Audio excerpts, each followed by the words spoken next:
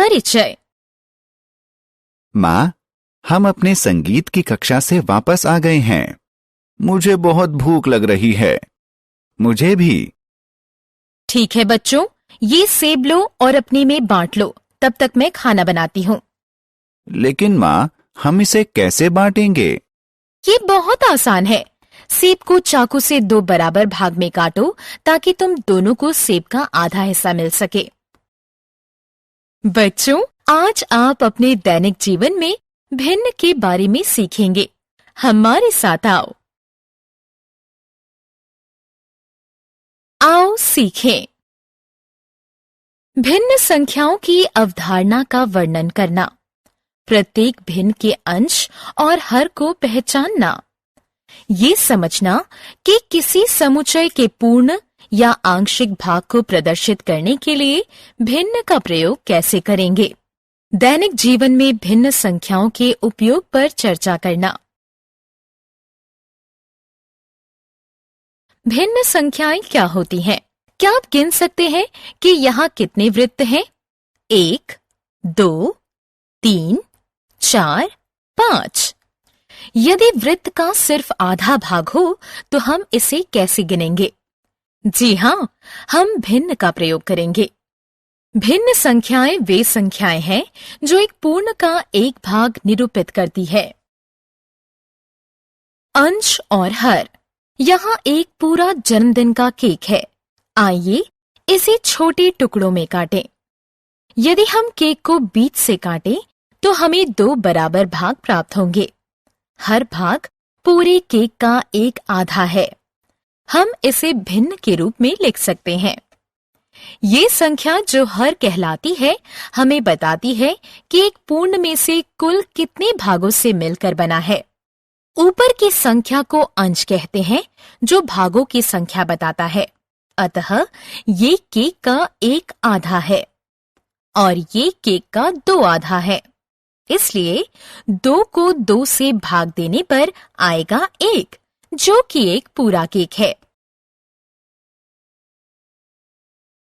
चतुर्थांश क्या है? आइए अब केक को 4 भाग में काटें।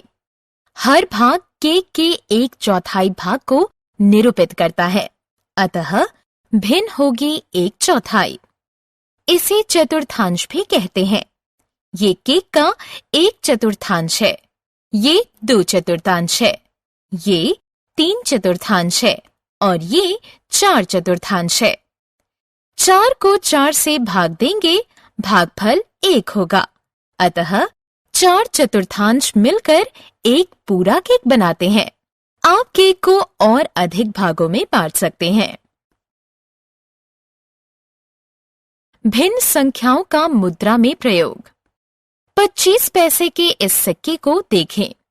25 पैसा एक सिक्का 1 रुपए के सिक्के का 1/4 होता है। इस प्रकार 10 रुपए का एक नोट 50 रुपए के एक नोट का 1/5वां भाग होता है। अतः बच्चों, भिन्न संख्याओं का प्रयोग मुद्राओं में भी होता है।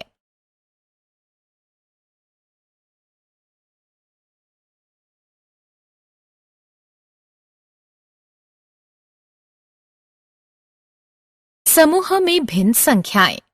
याद रखें कि हम भिन्न संख्याओं का प्रयोग समूह की वस्तुओं के बारे में बात करने के लिए कर सकते हैं। देखिए, इस प्लेट में 13 बिस्किट हैं। ये हमारा हर है। लेकिन सभी बिस्किट एक ही प्रकार के नहीं हैं। उनमें से 6 चॉकलेट बिस्किट हैं, जबकि 7 मिल्क क्रीम वाले हैं। अतः वे अंश हैं। इसलिए हम कह सकते हैं कि ये 6 13वां चॉकलेट बिस्किट है और 7 13वां मिल्क क्रीम बिस्किट है।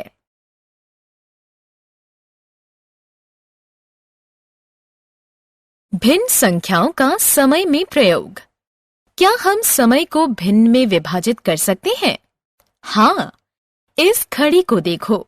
घंटा एक पूर्ण संख्या होगी और मिनट उसका भाग होगा, क्योंकि एक घंटे में 60 मिनट होते हैं। इसलिए हर मिनट 1/60 भाग है।